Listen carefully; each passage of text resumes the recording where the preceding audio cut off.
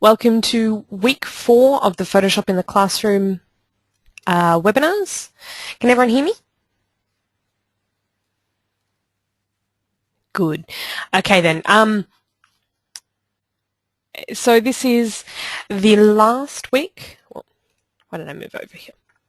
The last week of these webinars. Next week, if you can remember the on the Photoshop page, it says week 4 online test is available from the Thursday the 12th of September to Thursday this 19th of September. So that's next week. And I thought I would just go into what's required of you to get your participation certificate for the webinar. Sorry, for some reason it's added a little black line onto my screen. So for those of you who have been participating week to week and have been doing the little activities and uploading them to the forums, which I imagine is a lot of you who are here tonight, coming from week to week, those of you will automatically get a participation certificate. And somebody has just asked previously, can I enter all my homework in 1 week? Absolutely, go ahead. Complete all 4 tasks and you successfully complete the course. The other way to complete the short course is to complete the short exam held next week, and you get an hour for that one. And those questions all come out of the Adobe curriculum materials that have been uploaded. And it's not going to be, what does this curriculum cover? It will be, what is this tool called?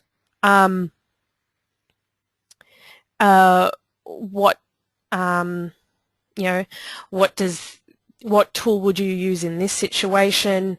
How do you do that sort of thing? So it's all based on the skills you've been learning, but in a multiple choice quiz, because that's the easiest way to do a free short course. Suzanne, unfortunately the discussion forums, I didn't put the separate folder for the discussion forum for week 3, so just upload it separately. You can even comment on someone else's discussion forum. I can create a folder if you'd like, or you can, again, you can upload it yourself. I can search through and find it and make sure that you've uploaded it. If you complete both the exam and the tasks, your participation certificate will demonstrate that. So for those of you who are studying carefully. Okay, yep, sure, I will absolutely upload a discussion forum this week. Somebody's just asked, if you do the test and fail but have completed homework, do we still get a certificate? Yes, you'll get a certificate that just says that you've participated and completed all the activities involved. And what I'm going to do is on those certificates list some of the skills that you've demonstrated. Yes, there's going to be homework this week. Sorry, that's one of the questions that's just been asked. I'm going to go through simple tasks. What I said last week was that I would upload a video demonstrating how to use Photoshop tools and channels to create pop art, which someone suggested. Now, I was going through creating that, and I realized it actually creates a really good last activity. So that's what we're going to be focusing on this week, that and any questions you guys had throughout the discussion forums, or through the discussion forum I put up. And then that will be your task for this week, to create something similar. I'm going to make a note of any questions that are relevant so that I can go through when I create this for you guys. But if I get to the end and I've missed your questions, it's just because I'm reading the questions as I go, and sometimes it gets a little confusing. So again, it's based on the first 4 weeks of subject ITI 569 in the Masters of ICT in Education. I'm going to be including a link to the CSU, the Charles Sturt University page, so you can see the course information, so the different subjects that are in that Masters. So it's an 8-subject Masters. For those of you who are interested in postgraduate qualifications that are more than just a participation certificate in a short course. This is a real accredited Masters, accredited by the Australian, the AQF, and it completed through a real university. It involves 8 subjects. Most students study 1 or 2 subjects a session, and there are 3 sessions in a year. So if you studied 2 subjects a session, you would have your Masters completed in a little over a year. So if you remember back in previous weeks, we've been doing the projects that have been listed in the Adobe digital curriculum. However, like last week, the project of advertisements is not specifically a Photoshop project. If you looked through the Adobe digital curriculum from week 3, then you'll notice that it had a lot of InDesign, which we're not actually teaching you during this short course. So this week, the main task we're going to be doing is just using Photoshop to create a pop art picture, which we'll go over in just a minute. If you want, you can look through. There's some basic skills that this week's task teaches you, and I'm not going to go through all of these because these aren't the skills we're covering right now. If you were studying this course in the university, these would be the skills you'd be covering right now. So that's the end of that one. Just quickly, I mentioned the course and somebody asked what is the prerequisite to do the Masters course. You need to either have your bachelor's in teaching or a bachelor's in something else with I think it's a Cert 4 in teaching, in training and assessment, or your Masters in education, something along those lines. That will all be included on the link I'll include on the website, just so that you guys are aware.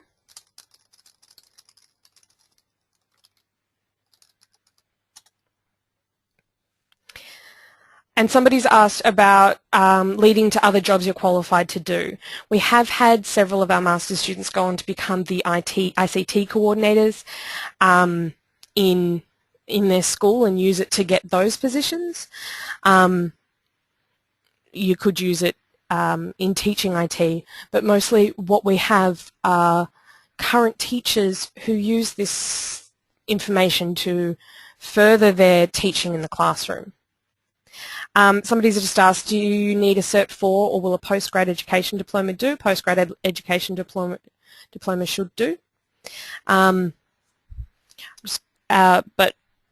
you can check out the website itself, or if you want, you can email me through your specific details, and I'll let you know on that one, just to make sure before you apply. So again, I'll post a link to all the prereqs. We can get to that one, and you can have a look at that one. And then again, email me with your own specific information so that we're not just spending all night going over ins and outs of things. So like I said last week, does anyone else remember we discussed creating pop art in Photoshop?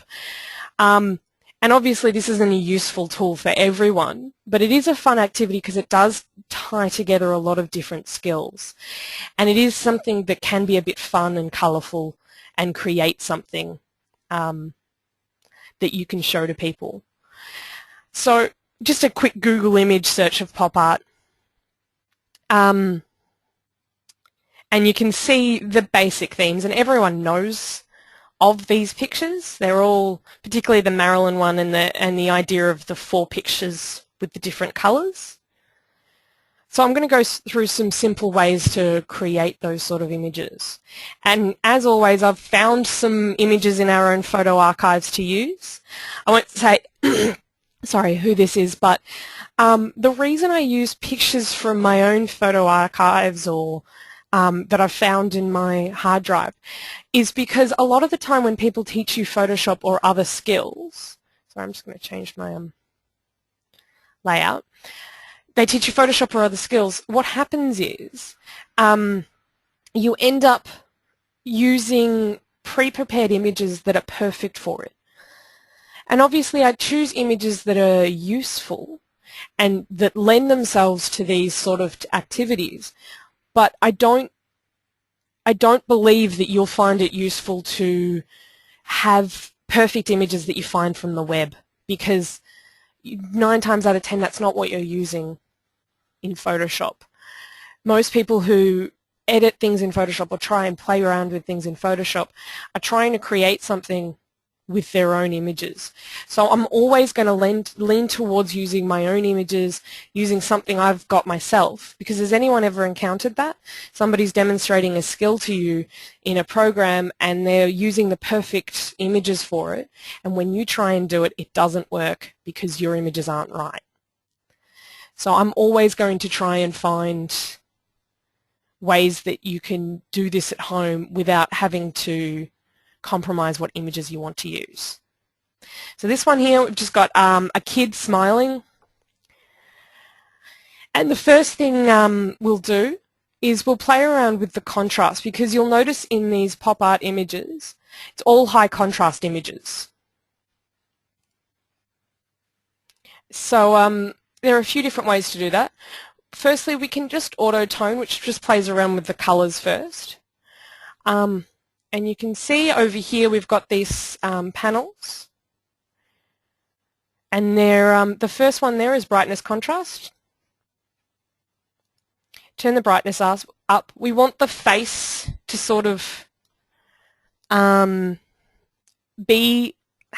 as light a background as possible compared with the outline and the colors and shading around there. But we obviously don't want to lose things like details around here. Now you notice it creates a mask here over the top, which is harder to edit around. So I'm going to merge these two layers here. Right click, merge layers. Sorry, I'll go through that again slowly. So if you click on one layer and you click on another, you click on Shift and click on another layer, it selects both of them. Shift or Control. Control selects things separately. So if I have, I'm just going to create 4 more layers. And these are all empty layers, but I'm just showing you what happens. If I've got layer 4 selected and I click Shift and I select that one down the bottom, it selects all the layers. But if I've got layer 4 selected and I click Control and I select this one down the bottom, it just selects the 2 layers I've selected. Open up history. I'm going to drag it away so that I can play with it. I'm going to select these 2, right click, merge layers. So we've played around with the that sort of color there. I'm going to make sure also that my image mode is on CMYK, and I'll show you why in a little while, but this will help us in the future. If you remember back to previous weeks, the difference between RGB and CMYK is RGB uses the red, the green and the blue combinations to create a color, and CMYK uses cyan, magenta, yellow and black to create their colors. So CMYK is obviously if I've explained previously, CMYK is the print media preference for color format, and RGB is for web colors. But in this case, CMYK is what you want for future issues. So we're going to create a mask. Do you remember the quick mask tool? And it involves just painting over it. And so I've got my pencil here. I'm just going to paint over the edges. You can be a little rough if you want. This doesn't have to be perfect, considering the activity. So again, there are several ways to create a mask, but this way works for me and what I'm trying to do.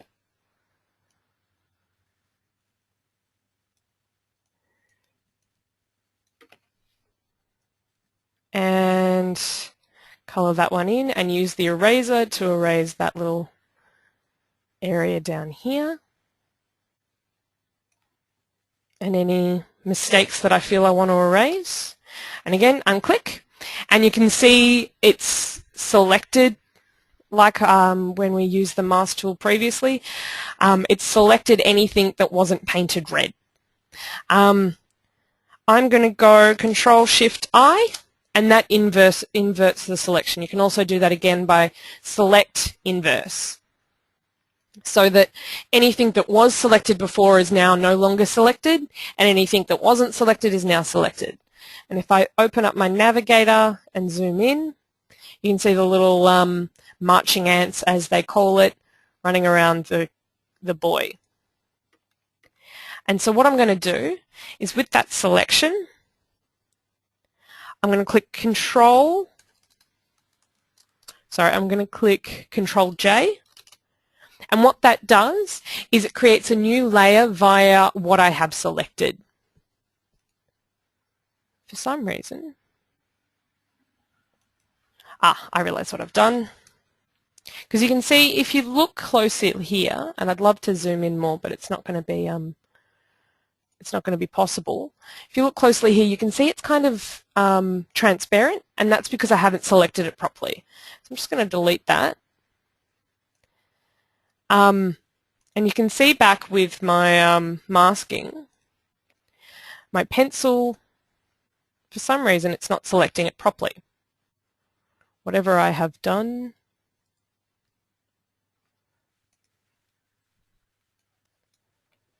Oops. So try selecting it again. Work out why it's not working.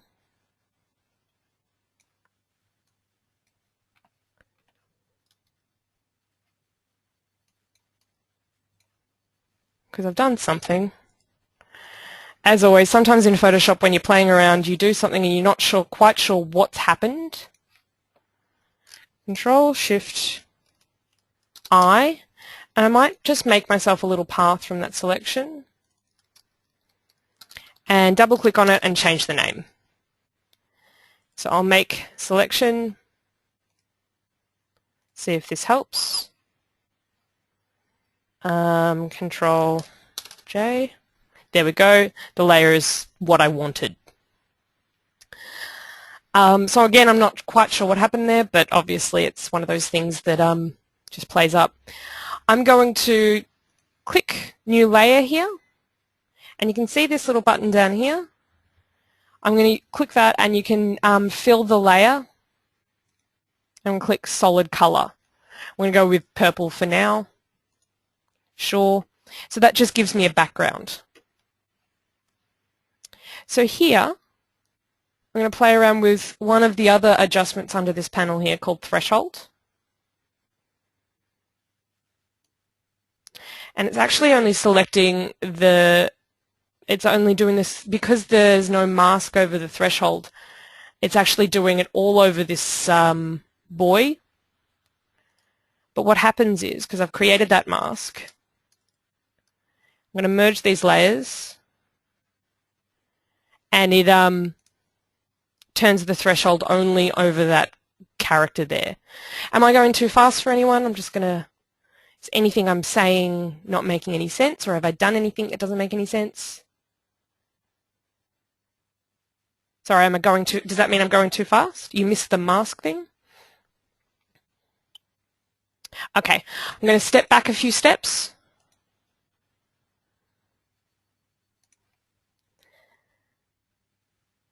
Yep. So here we go. We've got the selection I did from the mask tool. Actually, I'm going to go back even more steps. So we've got our quick mask.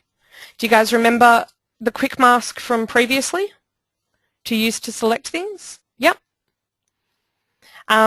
So again, with the quick mask, whatever you paint over is what's going to be taken away from the selection.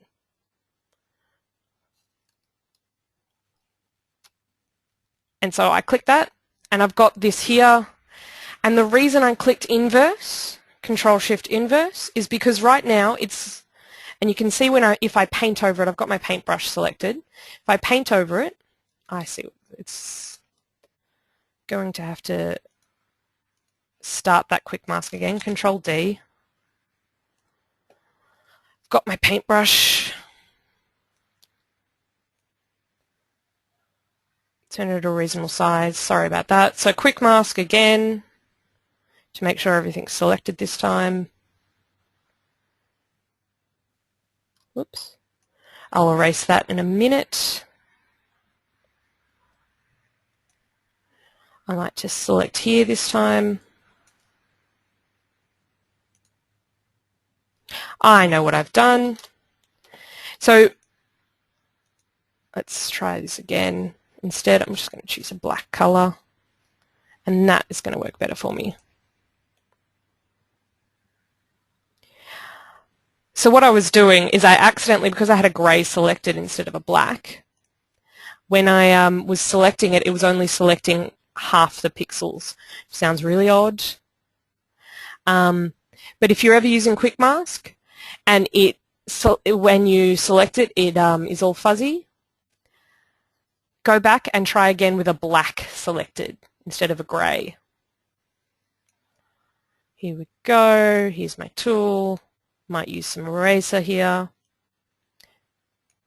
Make sure I go slow enough. So when I click the Quick Mask tool, anything that is not red will be selected.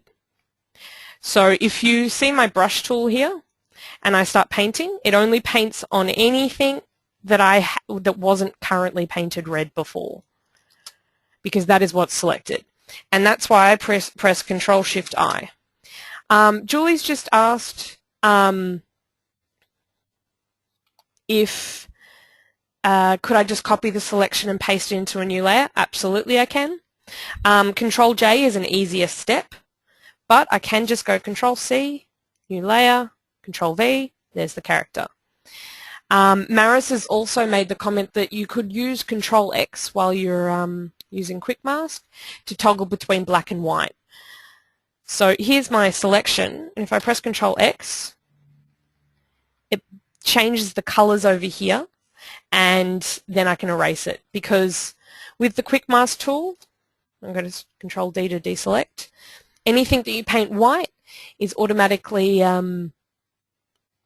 considered erased or not selected. Anything you paint red is going to be selected, is not going to be focused on when you turn it off. Okay, so we've got our character. I'm going to put in a new layer here, and this is going to be our background color layer. And you click solid color, and we're going to go with the same color we're using. So we've got our color here. Can you guys see there is that little purple line around here? And that's another mistake that I've made earlier. See that little purple line? What I'm going to show you where I made that mistake. Zooming out. I made my brush tool. Where is my brush tool?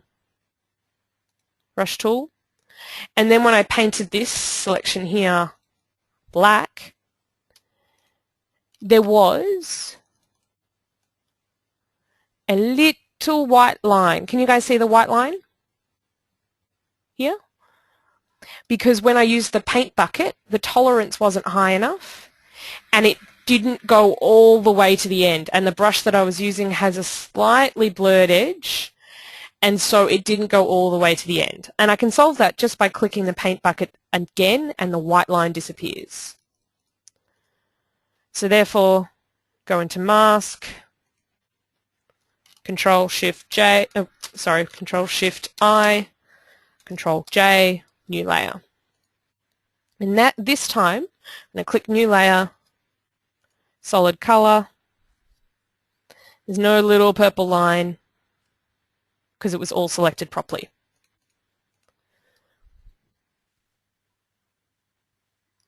Okay, next one we wanted to do is we select the layer that has, I'm going to rename this, boy. And you can see over here there's adjustments. So there are two ways you can do threshold, which is just going to have the only blacks and whites of the color. Okay, sorry, how did I fill color the layer? I'll do it again. New layer. So that's that little new page here. And there's this button here that lets you add elements to the layer or change the layer elements. So I just click that button, and click solid color, and then you pick the color you want it to be. And that's opposite of simply using the paint bucket to paint that layer. And they both work. They both create a full color layer, but this one I can edit easily myself. Once you double click on it, because it's got that shape there, you can change the color of it. Whereas this, I have to use the paint bucket over it. So we've got our little guy here. So I can either click the threshold button here, and so that adds a threshold layer over it. And you can play with how much black you want on the picture and how much white.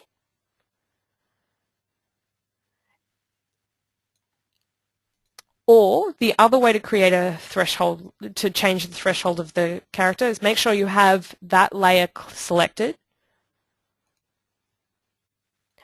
Image, adjustments, threshold. And does much the same thing. So obviously this doesn't look perfect yet. So I've created that threshold. And if I go change the, do you remember the layer type here? So it's on normal currently, and you can change it to all different types. And what I'm going to change it to is multiply. So that just has, whenever it's a black color, that layer, that's what shows through, whenever it's a color. The white doesn't show through. So as it is, we've got that great sort of effect there where it's just high contrast image. Now, if we wanted to use proper colors to make a pop art sort of image, we can use cooler. I never know how to pronounce it. So explore, search, pop art, see what comes up. But you can also see it here under Window, Extensions, Cooler. Now this means that you don't have to search for your own, you don't have to pick your own colors. They've already got some picked for you, and you can change them around and use whatever you feel is appropriate and works for you. So instead of just having, sorry, I'll just, so I might just pull this over to the swatches and we'll use that color.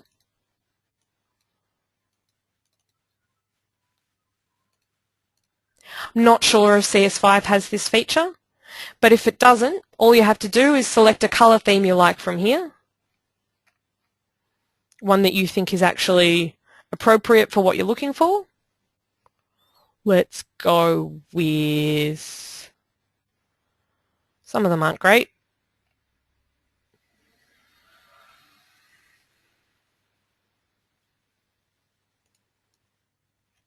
Select the color you want to use.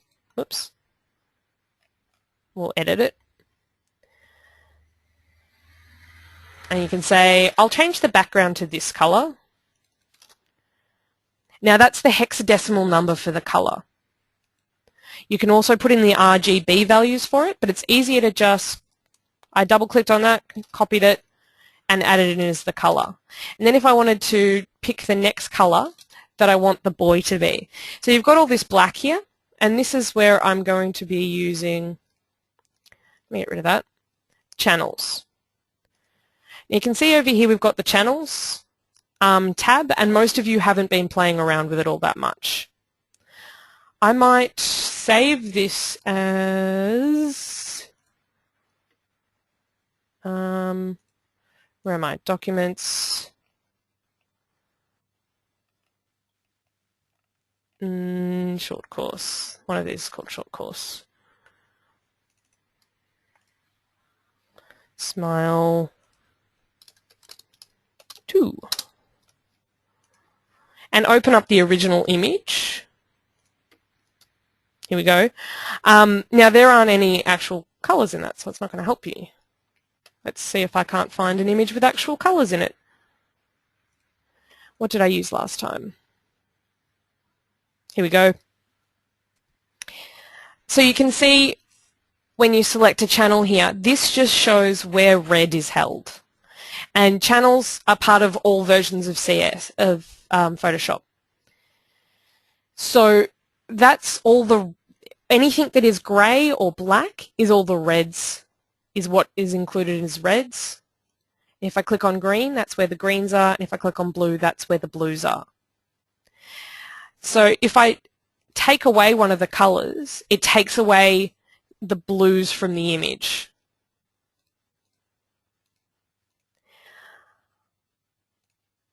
So back to this guy. The reason I chose CMYK previously at the start is for this black panel here. Now, everything is black in the image. So if I go Control click,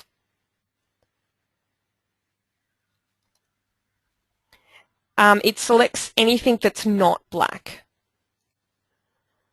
So back here, I'm just going to make this visible. And I'm going to Control Shift I, inverse the selection. And I'm going to click this button here that is Create a Path. So this path here is that black dots of the boy. So I'm going to call this boy selection. Do you guys remember me talking about paths in previous weeks? And how you can use them? You can right click on them and say make selection, or I could click this button down here and say make selection. So I've got that selection here. So if I delete that layer, or I turn the eye off that layer, put another one here, what's the color that we were going to use? Here we go. Nope, don't like it.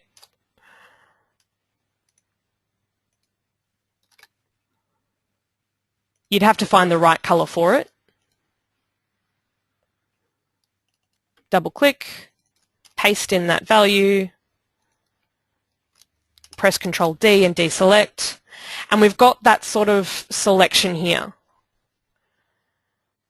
So if you remember in some of these pop art images, it involves really basic colors, two different colors together in various combinations. So that's a way you can do that.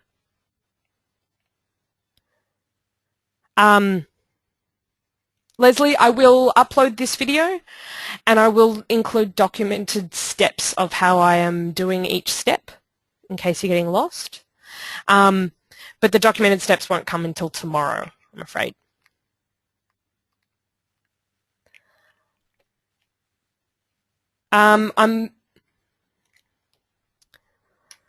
So that's a really simple idea, and there's also that other pop art idea of that Marilyn picture that everyone uses. So I thought I would quickly go through how you could go about doing that one. So I've got this picture here. Again, it's just an old one from my archives.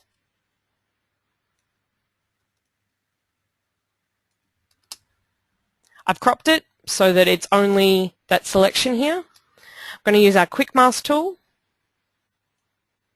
I'm going to use the pencil tool this time to select it. And again, I'm going to draw around it.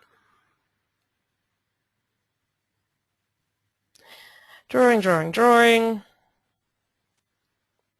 Again, with this sort of image, you don't have to be perfect.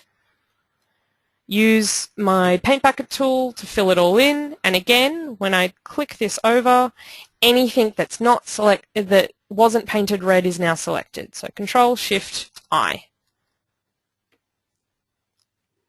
So we've got that character selected.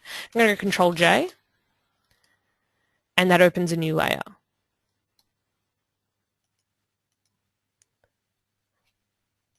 I'm going to insert a layer underneath here, and like I did before, so I've just clicked New Layer. I'm going to give it a solid color. We'll give it a blue this time, a bit more natural. So we've got that color, and then what I'm going to do on this layer here is I'm going to go Image, Adjustments, Desaturate. So make it all black and white. I'm also going to go Auto Tone. Do you see that just brightens up the color a lot? Because again, one of the important parts of these activities is the contrast. So ways to play around with the contrast, you want to create something where there's a lot of whites and there's a lot of darker colors as well. So is everyone with me on this one?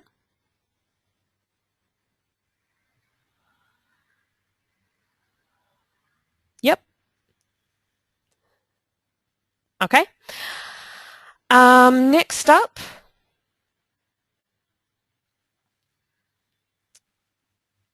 what we're going to do is I'm going to use the magic wand tool to select out here, and I'm going to go Control-Shift-I because I want to select just this character again. Because what I'm going to do is I'm going to go Filter, Filter Gallery. It's going to open up this. Now I've already selected the halftone pattern, which is under the Sketch tool, but you notice it's all green, and that's not what we want. It chooses whatever color you have here as your color for your halftone pattern. Now, do you remember from basic sort of things, the halftone is those images made up of little dots. And the image comes in how they're spaced and how they're put together. So I'm going to select a mid color here, a mid grey, and go again Filter, Filter Gallery. Once it comes up, you can see it's come up with a grey instead of black. And you can turn the contrast up and the size of the dots up to create that real idea. Somebody's just noted I'm not in CMYK mode. I'm not going to use the black channel this time to play with things, but if I wanted to, I could. It's image mode, CMYK, and click Don't Merge. Because if you click Merge, it would merge all your patterns together. And do you notice when I clicked CMYK, when I changed it to CMYK, the colors changed just a little bit? Did anyone else see that? If I turn it back, you can see it. The reason for that is colors are a little bit different in CMYK as they are in RGB. In RGB, the colors, as I said, are made up of red, greens, and blues put together. And when you combine red, green, and blue in when you combine all the colors in RGB, that creates white. So the assumption is in RGB you're starting with a black background and you're putting colors onto it, and when you put all the colors onto it, it creates white. In CMYK, it's assuming you're starting with a white background, and as you put colors onto it, if you combined all the colors available to you, you create black. Which explains part of the reason why CMYK works better for print media, because when you print something, you print it onto white paper. But when you use RGB, it's usually on a computer screen, which starts with a black background. Does that make sense to everyone? Yep. Okay, so I'll go CMYK, it's fine. I can change the background color if I want to, just by double-clicking on that and choosing a color that's a bit brighter, moving around the options.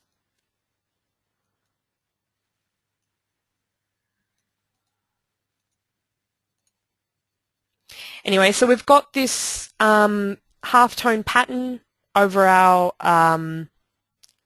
character here, and we've got the layer selected.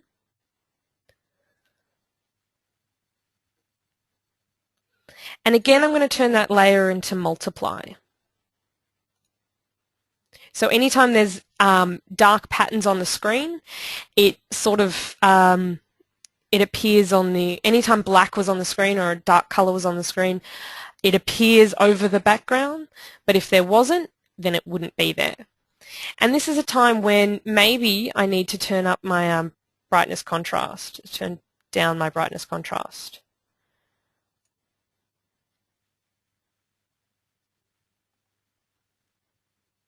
and might undo that. Press Control D and then do brightness contrast. So you can see more of that character.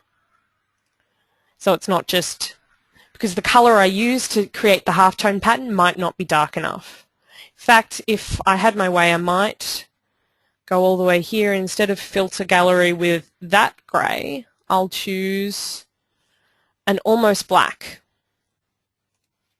And you'll see why I chose an almost black in just a moment.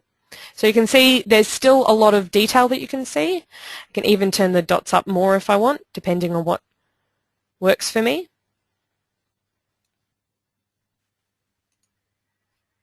Yep, so we've got that character here again, and I'm going to turn it to, again, to multiply. So that's the layer type is on multiply. I'm going to deselect from the character I have here. And between these two layers here, so underneath layer 1 but above color fill 1, I'm going to insert a new layer. And I'm going to use this to paint what we'll call the skin.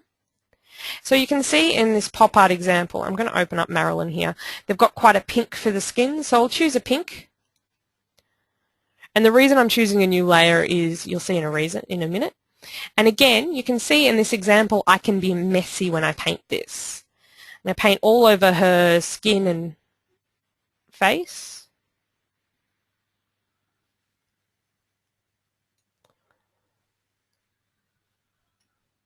La-di-da-di-da. I need background music when I do this. Now, if I was to take away that multiply layer that I have, you can just see that. It doesn't look like anything. It's only when you paint on the expression of the face that it becomes something. So I might create a new layer and add some color to her hair. And I'm adding obviously it's a too bright yellow and no one naturally has that color, but it works in this instance because it's meant to look overdone, sort of.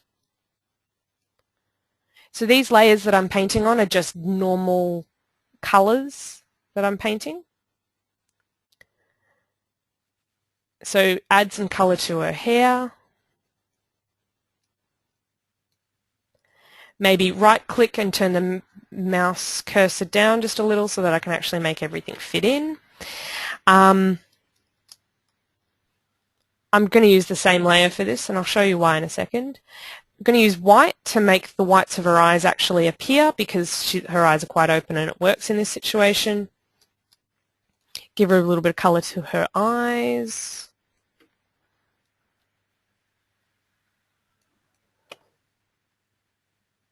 Let's give her lips some color. It's a bit bright, isn't it? Maybe that's too dark. Let's find a happy medium.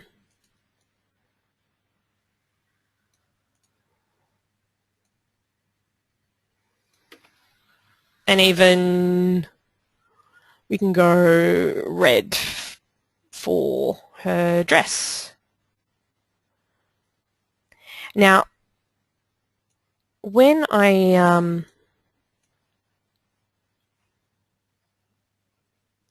finish with this, I will turn off the eye button on the layer that has this sort of character on it.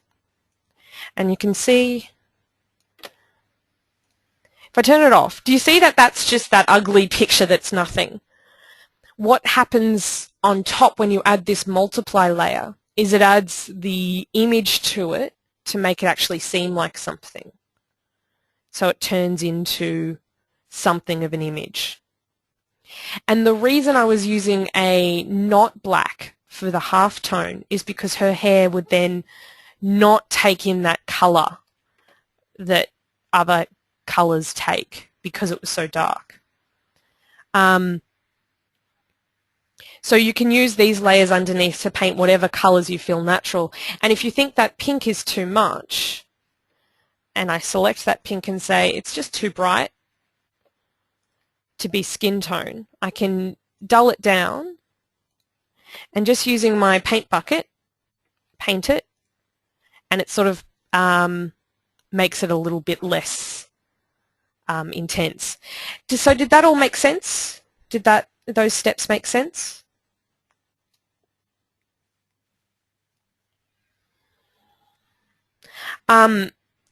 So these steps are a really simple way to create that sort of image. You can be messy because the art itself is messy. You can see the parts here that go over the lines. It's part of the actual art itself. If you want it to be neat, if you wanted it to work properly, absolutely that's good to do. I changed the paint color at the end because, yeah, it was too bright. So if I use my history panel and undo that, you can see that pink there is too bright. So I just selected a less bright pink. Oops. And made sure I had the right layer selected and just used the paint bucket on it.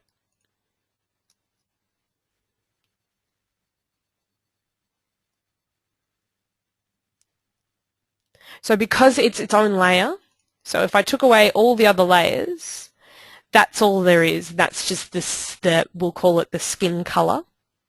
So if I turn back on her, you can just see that's the skin color we've put under her face. And so I can use the paint bucket to paint it anytime I want because we're using layers. And because we're using different layers, we can fix up the parts that are messy where you go, that doesn't actually look too good. I'll come along with my paint bucket and fix it. Be warned, you use the paint selector to select the color you're using. But if you use the paint selector while you've got this halftone pattern turned on, you'll select a different color than what you would have selected if you have it turned off. If you can see here, we've got I'll open it up, the two different colors. And that's because what it's selecting here is all of that color that it can see here. Now to save the final product, you can merge layers or, and I covered this in earlier weeks, but I'm going to go over it again, to put it up on the forums, File, Save for Web, and it brings up this option here and you have to choose what size you want it and what quality you want it. And for the web you want it a fairly small size and quality. So I would put it at 500 pixels maybe. And so that can be seen automatically on the screen. And you can turn the quality down because you'll notice when I have it on 100 compared to when I have it on 47, the quality doesn't change that much. But it does change the size. You can see what size it's going to be when you save it down here under JPEG. So at 47% quality, it's 44K. At 100% quality, it's 218. Somebody's asked the question, instead of posterizing the photo, can we paint with realistic colors using this technique for a realistic color photo of an old photo? You can do it, but we did cover in previous weeks using the color tool is often an option. That's sometimes a way to color in so you don't have to have this multiply layer that I've created here.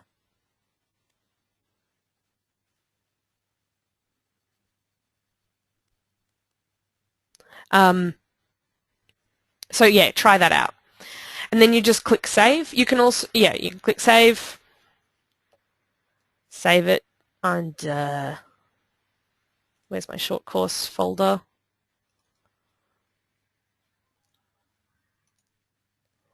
And when I open up that folder, wherever it's gone, the file has the same size as it said it should.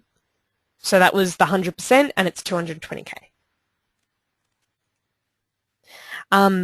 So when you save it for the web, when you put it on the forums, I would recommend 500 pixels width or height so that everyone can see it. Megan has asked, once saved, when you reopen the image, can you access the layers, etc. used to create it? No, you cannot. That's why you would have to save this Photoshop file. If I went File, Save, instead of Save for Web, it just saves it as a Photoshop file, and that has the layers and all the different effects. And somebody has said that they get a little lost, so what I'm going to do is I'm going to create a little document to go along with the video, and it won't be created until tomorrow, I'm sorry guys, that has each step and the things you go along to do it. So it'll have a lot of, you know, image adjustments, thresholds, that sort of thing. You can also, I might just also Control-Shift-I, show you that sometimes it involves, it works really well to combine several of these different effects. So I'm just going to Control-C, open up a new layer, I'll put it on top, and paste that original picture. Image, adjustments, desaturate, so take out all the colors. And do you remember that threshold we used before? So image, adjustment, threshold. So we create that sort of image here. And again, we turn the layer on to multiply. So that does something completely different again, and it makes it look even more like that art that we've created previously. But you notice we lose that color around the hair. So if you wanted to bring that back, you can turn down the opacity, so that makes it semi-transparent, or you could just keep it like that depending on what you want to look at. So does that make sense? I can go over those steps again. Do you see how the combination of those two effects that I've covered tonight go to create something that really works more than just one on their own? Because you can see that on its own doesn't look terribly effective, but the two together work quite well. Yes, no? Yep. And you can even say you liked the color on the eyes, but you want to keep most of the effect. You can erase parts of this image here.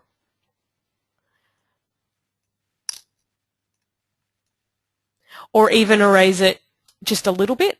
So with this tool here, you can turn down the opacity of the eraser tool up on the tools panel up here and make it so it's just a little bit transparent instead of being completely transparent. So play around with those options. And again, I'll document both of these. Now, one of the things I did ask on the forums if there's anything anyone wanted to cover, and somebody quickly mentioned animation. We don't have time to cover it. It's 6:58 right now, but that is something, it's not as difficult as you'd think, so I might just include tomorrow a quick video detailing that one. You guys don't have to worry about it. You don't have to think about it if you don't want to. It's just a bit fun if you do.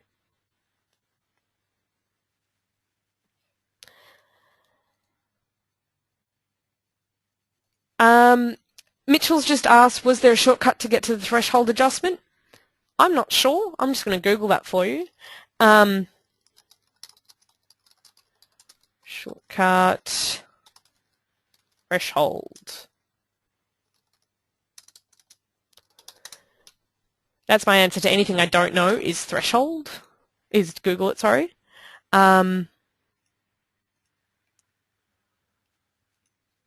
Let's have a quick look.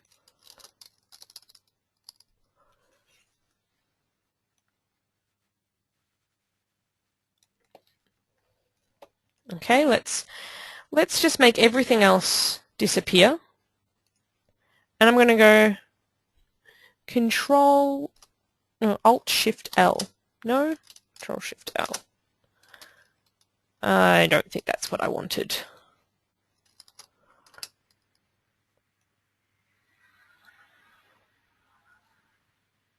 I don't think I can find it. Sorry, Mitchell. Okay, somebody's asked, how long will the extra videos be available to us? For at least the next many months. When I asked my IT guy how long these videos and things will be up on the Moodle site, he said he has not quite any idea when he's going to take them down. I'm not sure if there's an issue about space on the Moodle site, but it will at the very least be available to you for the next 4 months, I promise. Somebody has said they're interested in the master's course. Can you let us know how we sign up and all the details? I will let you know on the Moodle site how to sign up and the details, and I will also include a link to the scholarships because there are part scholarships available to anyone who's interested. And they cover a quarter of the cost of the masters. And fee help can be used for anybody who's interested in studying further. Okay, so I'm gonna, it's 7:01 now, and I'm sure you guys all have dinner and things to do tonight. Tomorrow I will upload, no, tonight I should upload the video. Tomorrow I will upload a detailed list of all the steps I went through. If anybody is interested in that one. Again, just play along with it. And that's our task for this week, is to create your own pop art.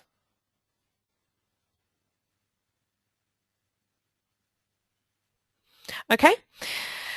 So again, for the next week, if you have any questions, I'll be answering them. I should be answering them on the forums. And those of you who can't catch up on your homework, the end of short course exam will be up next week. Okay? I will see you guys on the forums, hopefully, and maybe even enrolled in the course. Okay. Bye, guys. It's been heaps of fun.